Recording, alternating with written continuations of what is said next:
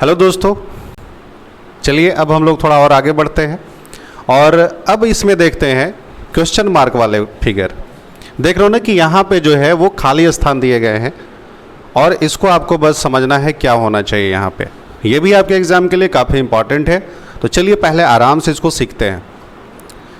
देखो, मान लो कि सबसे पहले हमारे पास जो अप्रोच है, अगर मान लो ऑप्शंस दिए गए हैं उसके अकॉर्डिंग, तो आइए चलिए देखते हैं। एक क्वेश्चन यहाँ पे देखिए, इसमें हम उसी तरह से पहले फाइंड करने का कोशिश करेंगे। किस तरह से? अगर आपको अपोजिट मालूम हो जाता है तो बहुत अच्छी बात है, अपोजिट अगर पता चल जाता है तो भी तो आप आंसर दे सकते हो। तो देखो कैसे, मैं क्या बोल रहा हूँ। अगर आप पहले और दूसरे को अगर देखते हो तो इसमें बताओ क्या कॉमन है, MS और MS। मतलब इससे पता चला कि D का अपोजिट W होगा।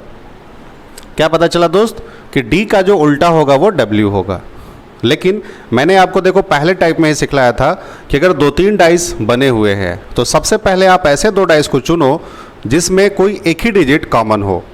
तो देखिए, जब आप यहाँ पे देखते हो फर्स्ट को और थर्ड को, तो फर्स्ट और थर्ड में देखो क्या कॉमन है, D कॉमन है और यहाँ पे भी क्या कॉमन है, D कॉमन है। अब देख रहे हो ना कि ये दोनों जो चीज़ें हैं वो अलग अलग हैं, क्योंकि यहाँ पे एक ही डाइस के सारे रूप दिए गए हैं। तो मैं क्या करूँगा कि सबसे पहले अपोजिट फाइंड करने का कोशिश करूँगा। तो ये देखिए कि यहाँ से अगर आप क्लॉक वाइज चलते हो तो क्या लिखते हो, D, S और M लिखते हो। इसमें क्या लिखते हो, D, S और M। चलो वहाँ पे क्या लिखते हो भाई, D, U और Y। यहाँ से आपको मालूम चल जाता है अपोजिट, मतलब आप बोल सकते हो कि M का अपोजिट Y होगा और Y का अपोजिट M होगा, S का U होगा, U का S होगा और D का जो है वह यहाँ पे Y देखो एक नया सा मिला है, D अच्छा हो गया है W, मतलब D का अपोजिट क्या हो जाएगा, W हो जाएगा। ये बताओ, अभी तक आपने क्या देखा कि अभी तक आपने सीखा कि भैया ये अपोजिट है, ये उल्टा है। तो देखो यहाँ से क्या आपको हिंट मिलेगा कि अगर मान लो अगर W अगर ऊपर है तो इसका अपोजिट क्या है, D। अगर W ऊपर है तो D को आप नीचे रखोगे। मैं आपको एक अप्रोच सिखला रहा हूँ जिसमें आप एक इस तरह से भी बना सकते हो और एक जो है, एक जो गुरु मंत्र होता है वो भी मैं सिखला रहा हूँ, है ना। दोनों टाइप का हम लोग देखते हुए चलेंगे। अब देखिए यहाँ पे क्या है, U है, तो आपने देखो फाइंड कर लिया कि U का उल्टा क्या होगा, S होगा। तो अगर यहाँ पे U है तो इसके पीछे S होना चाहिए, ठीक है। अब बताओ, अब लेकिन इन दोनों जगह पे जो है वह 2 ही के लिए ऑप्शन बचा। वह क्या हो सकता है? अभी तक आपके दिमाग में बात आएगी कि सर अभी तक M हो सकता है या तो Y हो सकता है। आपको बात समझ में आ गई मैंने क्या बोला? पहले जब मैंने अपोजिट निकाला तो आपको ये पता चला कि अगर W ऊपर है तो वहाँ पे W का उल्टा D मिला है, तो अगर W ऊपर है तो D नीचे होगा, मतलब यहाँ पे तो बिल्कुल नहीं होगा। एक चीज़ क्लियर है। अगर देखो, अगर यहाँ पे U है तो उसका अपोजिट S होगा, मतलब इसके पास में तो S नहीं होगा। तो भी अभी तक आपके दिमाग में बातें चल रही है ना कि सर अभी तक M भी आंसर हो सकता है और Y भी आंसर हो सकता है, ठीक है। तो चलिए देखते हैं। यहाँ पे जब आप देखते हो तो S तो नहीं होगा, D भी नहीं होगा क्योंकि D तो नीचे होगा और S जो है वो U का अपोजिट होगा। फिर यहाँ पे क्या है भैया, आप यहाँ पे जब देखते हो तो यहाँ पे W है, तो W तो ऊपर दिखाई दे रहा है, तो बचा क्या, Y बचा। बचा क्या, Y बचा, ठीक है। कहीं कोई दिक्कत? फिर अब आपके दिमाग में ये बात चलेगी कि सर अगर अच्छा ये बताइए, अगर Y के साथ साथ अगर M भी अगर ऑप्शन में होता तो हम कैसे फाइंड करते कि क्या आंसर होगा। ये भी बातें चल सकती है ना। तो चलो देखो, ये तो हुआ देखो पहला तरीका, ये हुआ फर्स्ट तरीका। अगर मान लीजिए कि अगर अब इसी क्वेश्चन में ये आंसर होता S, D, Y और मैं दे देता M,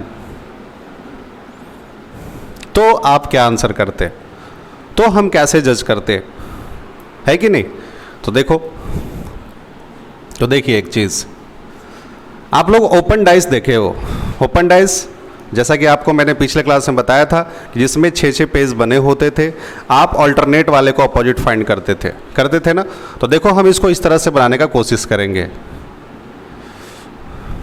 मान लीजिए ये 6 है, जो भी अभी जो बंद डाइस पड़े हैं हम उसको ओपन करने का कोशिश कर रहे हैं। अब बस देखो, अब इस चीज़ को सीख जाना कि कैसे यहाँ पे नंबर को पुट करेंगे और किस तरह से बस हमें आंसर देना है। तो ये बताइए, यहाँ पे जो है कॉमन क्या था, डी था, तो देखो मैंने डी लिख दिया। देखो डी एस एम, ऐसा है ना, डी एस और एम ऐसे लिखना है। तो डी है, यहाँ आपने एस मान लिया, यहाँ पे आपने एम मान लिया। आपके दिमाग में फिर ये बात चलेगी कि सर यहाँ भी तो वैसे ही है, डी यू और वाई, है ना, ये भी तो आपके दिमाग में बात चल सकती है। तो आप ऐसे भी स्टार्ट कर सकते हो कि सर डी यू और वाई। बोलिए, कोई दिक्कत? देखो कैसे लिखना है, इस दोनों को बस सिर्फ ध्यान दो और यहाँ पे बताओ कि ये देखो क्या है, डी है, और यहाँ पे भी क्या है, डी है। अब देखो ये हम ऐसे सोचते हैं कि चलो यार ये क्लॉकवाइज में है ना। तो देखो मैंने कैसे लिखा, फिर से समझते हैं। अगर मान लीजिए कि किसी स्टूडेंट ने यहाँ से स्टार्ट किया, तो जो चीज़ें कॉमन है उसको आप पहले बीच में लिखो। दोनों में कॉमन क्या है, डी है, तो मैंने उसको देखो बीच में लिखा। उसके बाद अगर मैं इसको देखो क्लॉकवाइज सोचता हूँ तो डी एस एम है, तो किसी बच्चे ने पहले इसको देखा तो लिखा डी एस और एम। देखो मैंने इसको इस तरह से लिख दिया। क्लियर? किसी बच्चे ने बोला कि नहीं सर हम यहाँ से स्टार्ट करेंगे, हम यहाँ से स्टार्ट करेंगे, तो ठीक है। अगर मैं यहाँ से स्टार्ट करता हूँ तो देखो मैं ऐसे लिख सकता हूँ डी यू और वाई। देखो है ना क्लॉकवाइज, डी यू और वाई। अब चलो, तो यहाँ से जब आपने देखा तो लिखा डी एस एम, इसमें मैं पहले देखता हूँ डी एस एम, और फिर देखो यहाँ डी है तो ऐसे लिखना डी यू और वाई। इसमें मैंने मतलब इस तरह से लिख दिया। बोलो बात समझ में आई क्या? तो अगर जिन बच्चों ने यहाँ से स्टार्ट किया, अब फिर देखो यहाँ से डी कॉमन है तो आप लिखोगे डी एस और एम। ये दोनों हम लिख सकते हैं, और आंसर जो डिपेंड करता है वो ऑप्शंस पे डिपेंड करेगा। लेकिन मैं चाहता हूँ कि आप ये कॉन्सेप्ट सीखो क्लियर, कि अगर मान लो अगर ऑप्शन में ये दोनों अगर ऑप्शन दे दिया गया तब भाई डाउट नहीं रहना चाहिए। तो चलो देखते हैं। अब बताओ यहाँ पे अपोजिट क्या बच जाएगा, W बच जाएगा, और इसमें भी क्या बच जाएगा, W बच जाएगा। बोलिए ये बातें पहले समझ में आई। अब देखो क्या करते हैं कि अगर मान लो अगर ये Y है तो Y को हम कहीं पे भी खिसका के रख सकते हैं, है ना। ये कहीं अगर इधर M है तो M को हम कहीं पे भी इसको ऐसे लिख के रख सकते हैं। अब ये मैं क्या कर रहा हूँ देखना, समझना। देखो यहाँ पे है U के बाद W और W के बाद क्या होगा, ऐसा, ठीक है। तो देखो कि भाई ये जो है किस को फॉलो कर रहा है। तो देखो अगर मान लो कि अगर ये चार चीज़ें हैं तो देखो अगर W यहाँ पे है, ठीक है, और यहाँ पे भी देखो जगह है, तो मैं क्या कर सकता हूँ कि जो देखो टॉप सरफेस पे है तो मैं U को यहाँ भी लिख सकता हूँ, और अगर ये W है तो W को हम ऊपर में भी ले जा सकते हैं। बात समझना। तो ये बताओ यहाँ पे क्या है, U और W। तो देखो ये वाला फॉर्मेट बन सकता है ना कि U और W है, तो इस तरफ जो है वह हम क्या लिख सकते हैं, इस तरफ जो है हम Y ही लिख सकते हैं। ठीक है, देखो इस तरह से U W और Y। अब यहाँ देखो ऐसे ही U W और, तो यहाँ पे जो आपका आंसर हो जाएगा वह डेफिनेटली होगा Y ही होगा। ठीक। अब देखो अगर ये क्वेश्चन लिख देता, देखो मैं एक डिटेल में समझा रहा हूँ और एक दो और मैंने भी क्वेश्चन लिखा है, और फिर आपको मैं प्रैक्टिस और कराऊंगा इस पे, है ना। लेकिन पहले कॉन्सेप्ट सीख जाइए। अगर एक से थोड़ा कम है तो मैं दूसरा बता रहा हूँ, फिर तीसरा बता रहा हूँ, 3 बार में तो बिल्कुल समझ में आना ही आना है, बट इसको मैं डीपली समझा रहा हूँ, वो सीखिए। फिर अगर मान लो अगर ऐसा होता कि W मैं यहाँ लिख देता और U मैं यहाँ लिख देता और यहाँ पे क्वेश्चन मार्क लिख देता, तो क्या फिर भी वही आंसर होता क्या? ठीक है, बोलिए। तो चलो अब आओ इसको देखते हैं इस समय क्या आंसर होता। तो बताओ अगर W U है और यहाँ पे क्वेश्चन मार्क मिला है, तो बताओ क्या इसमें वो फॉलो कर रहा है? नहीं फॉलो कर रहा है, कहीं W और U का कॉम्बिनेशन नहीं बन रहा है ना। तो ये देखो इसमें देखो बन रहा है ना, W के ऊपर U है और U के राइट तरफ क्या है, M है। तो उस समय आपका आंसर यहाँ पे क्या हो जाता, M हो जाता। अगर ये क्वेश्चन दिया होता तो उस समय आंसर यहाँ पे M हो जाता। अगर ऐसा दिया है तो यहाँ पे आंसर क्या होगा, Y ही होगा। बोलिए क्लियर है क्या? अब देखो मेन जो चीज़ें हैं इसको लिखना है आपको, और इसको ऐसा नहीं कि सिर्फ बस एक ही बॉक्स में लिख करके खुश हो जाना, नहीं। यहाँ पे दोनों बातें बन सकती है। मैं यहाँ से भी स्टार्ट कर सकता हूँ, मैं यहाँ से भी स्टार्ट कर सकता हूँ, अगर एक चीज़ें कॉमन हो रही हैं तो। ठीक है ना। चलिए एक और मैं क्वेश्चन दिखाता हूँ आपको। नेक्स्ट देखिए,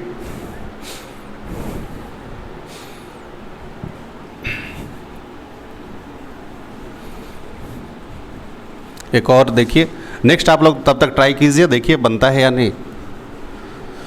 चलिए आपको मैं देता हूँ 5 सेकंड के लिए, 5 सेकंड का टाइम, ट्राई कीजिए। चलिए अब देखो फिर से वही बात, पहली बातें आपके दिमाग में आएंगी। देखो कैसे बनाएंगे, मैं अब इसको एक्सप्लेन करता हूँ। देखो 2 है, इसमें भी देखो 2 है, यहाँ तो खैर मुझे फिल करना है। तो देखो पहली बातें हम लिखते हैं अपोजिट, 2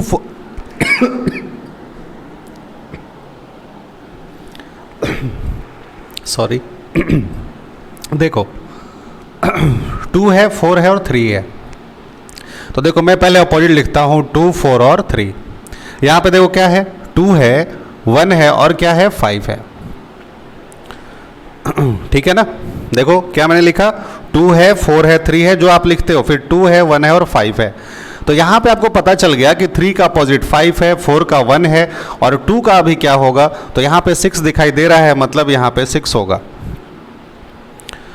ठीक है, जब आप इसको देखते हो, देखो पहले जब आप ऑब्जर्व करते हो तो देखो क्या दिखता है, अगर 6 यहाँ है तो 6 का अपोजिट 2 है, तो 2 यानी इसके बाद होगा, मतलब इसके पीछे होगा, यहाँ पे तो नहीं होगा। एक चीज़ समझ में आया। फिर देखो अगर यहाँ पे 1 है तो इसके पीछे क्या हो जाएगा, 4 हो जाएगा। अगर यहाँ 1 है तो यहाँ पे 4 हो जाएगा। फिर भी देखो अभी डाउट है, अब 2 नंबर को लेकर के फिर से डाउट आ गया। क्या डाउट आ गया भाई, कि यहाँ पे जो है वह 3 भी हो सकता है और 5 भी हो सकता है। और आपके ऑप्शन में देखो दोनों चीज़ें दे रखी हैं और वो भी अलग अलग दे रखा है, और डेटा इनएडिक्वेट भी नहीं है, आइदर भी नहीं है। बात समझ में आ रही है? पहले बताओ ये चीज़ें तो समझ में आ गई यहाँ तक। अब देखो, तो देखो अब इसको क्या करेंगे, ये मैं इसको बनाऊंगा ओपन डाइस। डाइस को मैं ओपन करने का कोशिश कर रहा हूँ। ये इसको हम देखो इस तरह से भी देखो सोच सकते हैं। ठीक है, बताइए दोनों में क्या कॉमन है। मान लो 2 है तो 2, 4, 3। किसी बच्चे ने देखो जो कॉमन होगा यहाँ लिखो, तो आप लिख दो 2, 4, 3। किसी बच्चे ने मान लो यहाँ से स्टार्ट किया तो वो लिख सकता है 2, 1 और 5। बोलिए, जब आप इसमें से लिख दिए 2, 4, 3 तो यहाँ से लिखोगे 2, 1, 5 लिखो, तो ऐसे लिखना 2, 1 और 5। अब बताओ क्या बच गया, 6 बच गया, है ना। और यहाँ पे कोई लिख देगा 2, 4, 3 और यहाँ पे क्या बच गया, 6 बच गया। फिर मैंने बोला कि यहाँ पे जो 3 है ना, उसको हम लोग क्वेश्चन के अकॉर्डिंग जहाँ पे जो चीज़ें कॉमन वगैरह मिलेंगी हम इसको कहीं पे भी ले जा सकते हैं। और देखो जो यहाँ पे 6 है मैं इसको यहाँ टॉप पे भी रख सकता हूँ, जो 4 यहाँ है मैं 4 को यहाँ भी रख सकता हूँ, क्वेश्चन के अकॉर्डिंग मैं इसका यूज कर सकता हूँ। ठीक है, अब बताओ जैसे अब देखो कि यहाँ पे अगर 6 है और यहाँ पे 1 है, तो बताओ इसमें कहीं फॉलो कर रहा है क्या। तो ये देखो यहाँ पे आपको 6 दिखाई दे रहा है, यहाँ पे 1 दिखाई दे रहा है, तो 6, 1 और राइट तरफ क्या होगा, 3 होगा। तो यहाँ पे आपका आंसर क्या हो जाएगा बच्चा, 3 हो जाएगा। बोलिए क्लियर है क्या? यहाँ तक किसी को कोई दिक्कत है? मतलब इसमें अब जो करेक्ट आंसर होगा वो 3 ही होगा, 5 होने का सवाल ही नहीं है। अगर 1 ऊपर और 6 इधर लिखा है तो उस कंडीशन में आपका आंसर यहाँ पे क्या होगा, 3 ही होगा। बोलिए, अब देखो फिर आपके दिमाग में बात आएगी कि सर अगर 6 यहाँ है तो मैं 6 को सर ऊपर भी ले जा सकता हूँ, लेकिन 6 को अगर आप तो 6 के ऊपर 1 होना चाहिए। यहाँ कहाँ पे, ये तो कॉन्सेप्ट ही नहीं लग रहा है इस क्वेश्चन के लिए, है ना। अब सुनना, अगर अब बोलो पहले ये चीज़ें क्लियर हो गई होंगी ना। अब सुनना, अगर यही क्वेश्चन ऐसे पूछ लिया होता, मान लीजिए कि 6 को मैं यहाँ रख देता हूँ और 1 को यहाँ, और यहीं पे मैं क्वेश्चन मार्क देता हूँ। बात समझ में आ रही है? तो बताओ कि ये किस कॉन्सेप्ट को फॉलो कर रहा है, मतलब 1 के ऊपर 6 होना चाहिए। तो बताओ यहाँ पे तो खैर कहीं नहीं लिख सकते, तो उस समय हम इस वाले डायग्राम से आंसर देंगे, क्योंकि इसमें वो देखो चीज़ें फॉलो कर सकती हैं। अब बताओ ये जो 5 है वो हम कहीं पे भी ले जा सकते हैं, है ना। 5 यहाँ पे भी कहीं पे भी लिख सकते हैं। तो बताओ ये कर रहा है ना, यानी 1, 6 और इधर क्या मिल गया, 5 मिल गया। तो उस समय आपका आंसर क्या हो जाता, 5 हो जाता। अगर ये क्वेश्चन में होता तो 5 है, अगर ये है तो आंसर क्या होगा, 3 होगा। बोलिए, तो इस तरह से हम लोग ऐसे क्वेश्चंस का आंसर बड़े आराम से दे सकते हैं। चलिए एक क्वेश्चन और देखिए। इसको बनाइए आप। क्या यहाँ पे भाई आंसर होना चाहिए? बहुत ही मज़ेदार क्वेश्चन है। चलो देखो, पहले तो भाई वही तरीका कि मान लीजिए इसमें भी 6 है और यहाँ पे भी क्या है, 6 है। तो अगर हम ऐसे चलें तो लिखेंगे 6, 2 और 3, यहाँ से लिखेंगे 6, 4 और 1 लिखेंगे। तो अब जब आप बोलोगे जैसे 4 है यहाँ पे, तो 4 का अपोजिट 2 है। अगर 4 है तो 2 तो इसके पीछे होगा, यहाँ पे तो नहीं हो सकता, उसका अपोजिट है। इसका मतलब 4 और आंसर तो यहाँ पे बिल्कुल नहीं हो सकता। अब बताओ अगर ऊपर 5 है तो यहाँ 6 का अपोजिट ही तो भाई 5 बचा। अगर 5 ऊपर है तो 6 कहाँ आ जाएगा, नीचे आ जाएगा। इसका मतलब 5 और 6 भी आंसर नहीं होगा। फिर से देखो डाउट आ गया कि सर 3 होगा कि 1 होगा। फिर से डाउट आ गया कि सर 3 होगा कि 1 होगा। और इसी डाउट को क्लियर करना है, इसीलिए मैंने इसको एकदम अलग से वीडियो बनाया है ना। तो देखो अब फिर से वही बात हो जाती है कि सर अब मैं इसका आंसर कैसे दूं, क्या आखिर हमारा एग्जैक्ट आंसर होना चाहिए। ठीक है, तो देखो अब भी है कि या तो 1 या तो 3। अब आइए देखिए क्लियर करते हैं। तो देखिए आपके पास वही बातें हैं, इसको ओपन डाइस कर लेते हैं हम लोग, डाइस को ओपन कर लेते हैं। अब देखिए जब अगर आप डाइस को अगर ओपन कर रहे हो तो देखो क्या है, बताओ दोनों में क्या है, 6, 2 और 3 आराम से। तो किसी बच्चे ने यहाँ से स्टार्ट किया 6, 2, 3 है तो ऐसे लिखोगे 6, 2 और 3 है ना। कोई बच्चा यहाँ से लिखा 6, 4 और 1 तो 6, 4 और 1 ठीक है। फिर यहाँ से लिख दो 6, ये 4 और ये 1 हो गया है ना। अब क्या बच गया, यहाँ पे 5 बच गया। ठीक है, इसमें से अगर कोई लिखेगा तो क्या लिखेगा, 6, 2, 3 और यहाँ पे क्या बच गया, 5 बच गया। हम ये दोनों लिख सकते हैं। फिर मैं देखो बार बार कह रहा हूँ कि इधर अगर 3 लिखा है तो ये 3 को हम लोग कहीं पे भी सेट कर सकते हैं, वह डिपेंड करता है क्वेश्चन पे। फिर मैं ये कह रहा हूँ कि अगर मान लो कि अगर दे दे कि 2 का ऊपर मान लो 5 दे दे तो मैं 5 को यहाँ पे भी शिफ्ट कर सकता हूँ। अगर मैं यहाँ पे शिफ्ट करूँगा तो 3 इधर आ जाएगा और 1 इधर भी लिखा जा सकता है। मतलब ये कहीं पे भी खिसक सकता है, मतलब बीच वाले को मत खिसका देना। बस देखना 5 को मैं टॉप पे भी लिख सकता हूँ, 2 को मैं नीचे भी ला सकता हूँ। क्लियर है। अब चलिए अब जो हम आंसर करेंगे वो अब देखेंगे कि कौन सा जो है वो सीरीज वो फॉलो कर रही है। ठीक है, देखो अब देखो पहले में लिखा है 4 और 5। अच्छा बताओ इसमें जो है 4 के ऊपर 5 और इस तरफ से लिखा है क्लॉकवाइज में, तो बताओ ये चीज़ें फॉलो करेंगी क्या, नहीं ना। मतलब ये 4 है और नीचे 5 दे दिया गया। अब देखो यहाँ पे मैं शिफ्ट कर सकता हूँ। अगर मैं 4 को अगर यहाँ पे लिख दूँ तो देखो ये बातें मिल सकती हैं, ये देखो ये वाली सीरीज फॉलो कर सकती है। अब बताओ तो अगर आपने 4 को यहाँ ले आया तो 1 तो खैर इधर है ही। ठीक है, तो 4, 5 और यहाँ पे क्या हो जाएगा, यहाँ पे आपका आंसर हो जाएगा 1। इसमें डेफिनेट होगा 1, कहीं कोई इधर वगैरह की मतलब बात दिमाग में आनी ही नहीं चाहिए। अगर ऐसा है 4, 5 है तो यहाँ पे क्या हो जाएगा, 1 ही होगा, है ना। आगे देखिए, अब फिर से देखो वही बात है कि 5, 4 और इस तरफ पूछा तो देखो ये वाला फॉलो कर रहा है 5, 4 और इधर क्या हो जाएगा, इधर जो आपका आंसर हो जाएगा वो 3 ही होगा। बोलिए, यहाँ तक भी आपको कोई भी डाउट नहीं होना चाहिए। ठीक है, चलिए एक क्वेश्चन और दिखाते हैं। एक क्वेश्चन आपको और दिखाते हैं और ये काफ़ी मज़ेदार कॉन्सेप्ट है। इसमें बहुतों को कन्फ्यूजन होता है। 100 अगर बच्चे हैं तो उसमें समझो कि 90 को कन्फ्यूजन ही है। चलिए एक क्वेश्चन और लिख लीजिए और आप खुद से सोचिए कि भैया क्या आंसर होना चाहिए, है ना। चलिए क्वेश्चन है QPS, यहाँ पे है QSR, ठीक है, और यहाँ पे है UT और क्वेश्चन मार्क, है ना। अब देखो अब आपके पास ऑप्शन दे दिया PR, P या R, ठीक है, और उसके बाद दे दिया Q। इस तरह से ऑप्शन दे दिया।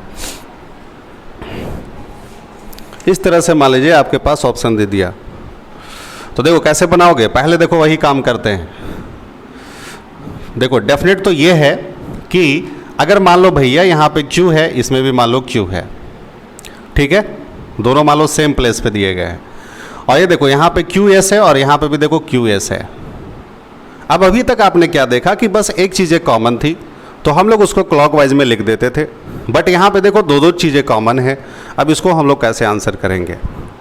ठीक है, तो देखो तो क्या करेंगे, इसमें हम ये डेफिनेट बता सकते हैं कि P का अपोजिट क्या होगा, R होगा। तो हम इसको देखो एज्यूम करेंगे कि अगर मान लो R इधर है तो P तो इधर ही रहा होगा।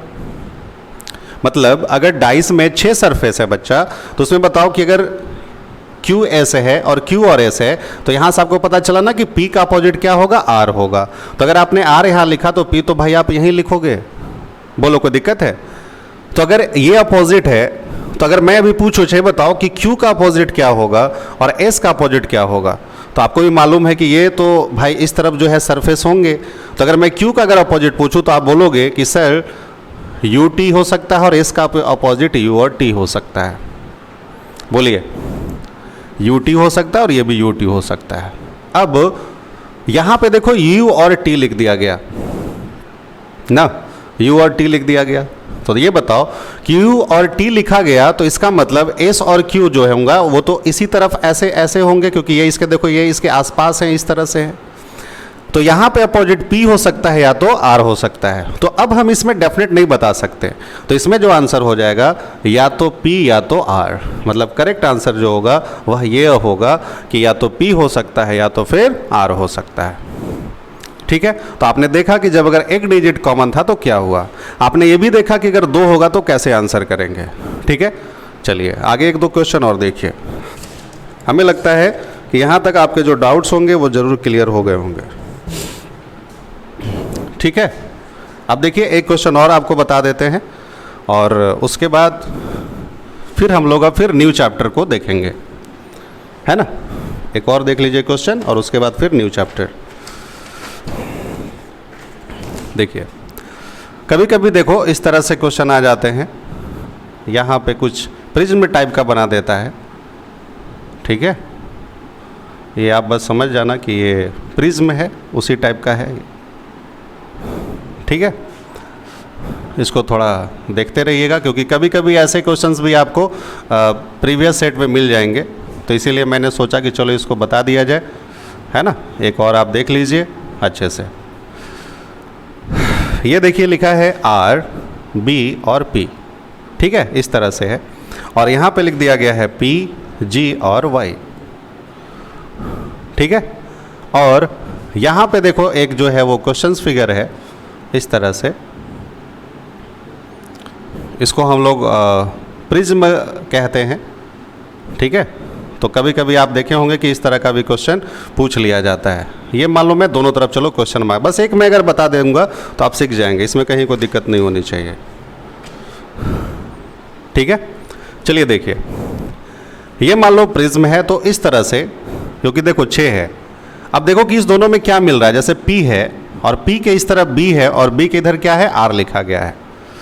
मतलब P है उसके जस्ट बगल में B है और उसके जस्ट बगल में क्या है बच्चा, R है। तो कैसे लिखोगे, देखो अब यहाँ पे देखो दिख रहा है कि P है, G है और क्या है, Y है। अगर आप लिखोगे तो P है, इस तरफ G है और इस तरफ क्या है, Y है।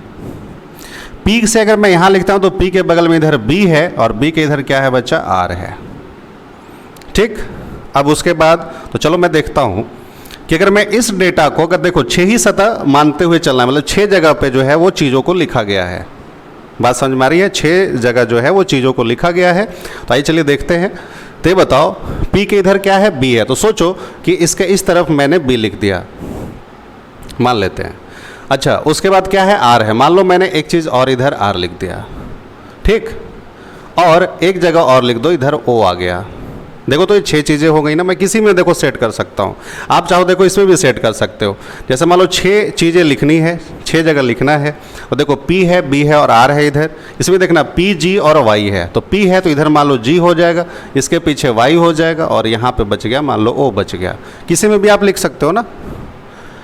अब देखो अब यहाँ पे O लिखा गया है, अब इसके तो राइट लेफ्ट वगैरह, अब जैसे अगर मान लो मैं इसको इस ढंग से देखता हूँ तो ये इसके राइट है और इसके लेफ्ट है ना। अगर आप ये देखते हो तो इसके राइट है, इसके लेफ्ट है। ठीक है, तो ये तो पता नहीं है कि किस ढंग से रखा गया है, लेकिन इतना मालूम है कि अगर O है तो एक तरफ Y होना चाहिए और एक तरफ R होना चाहिए, है ना। ये R है और ये क्या है, Y है। इसे भी देखो, अगर O है तो एक तरफ R है और एक तरफ क्या है, Y है। तो आप यहाँ पे आंसर लिख सकते हो R या Y, या इधर भी Y या R। ठीक है, मतलब ऑप्शन में ऐसा दिया जाएगा दो दो, RY या कुछ भी OY, कुछ भी मान लो दे दिया PB GY, तो सही आंसर क्या हो जाएगा, RY। ठीक है, तो जो भी बच्चे अगर सेट लगाए होंगे कभी, अगर आप प्रीवियस पेपर दिए होंगे, देखे होंगे, तो इस तरह के क्वेश्चंस आपको मिला होगा। ठीक है, तो एक मैंने बता दिया और इसमें कुछ नहीं करना होता, इसी तरह से क्वेश्चंस होते हैं। ठीक है, आपको बनाने हैं। फिर भी अगर आप पहले वीडियो को एकदम अच्छे से देखिए, अगर आपको कोई भी डाउट होता है ना, कोई भी डाउट होता है, कुछ अगर नई चीज़ें मिलती हैं आपको, तो आप ज़रूर जो है हमारा जो चैनल है वहाँ पे आप डाउट्स पूछ सकते हैं। ठीक है, क्वेश्चंस आप भेज सकते हैं। ठीक है, पर्सनली जो है मैं अभी आगे चल के आपको अपना व्हाट्सअप नंबर वगैरह भी दे दूंगा, आप जो है उस पर भी क्वेश्चंस पूछ सकते हैं। ठीक है, तो डाइस जो है वो एक कंप्लीट हुआ, आप लोग इसको अच्छे से देखिए, है ना, और बस रिजल्ट दीजिए, यही एक टीचर चाहता है, आपके पेरेंट्स भी चाहते हैं, आप भी चाहते हैं। ठीक है, तो फिर से मिलते हैं नेक्स्ट चैप्टर के साथ नेक्स्ट वीडियो में। तब तक के लिए ध्यान दीजिए आप अपने ऊपर। ठीक है, स्वस्थ रहिए, मस्त रहिए। ठीक है, थैंक यू, बाय।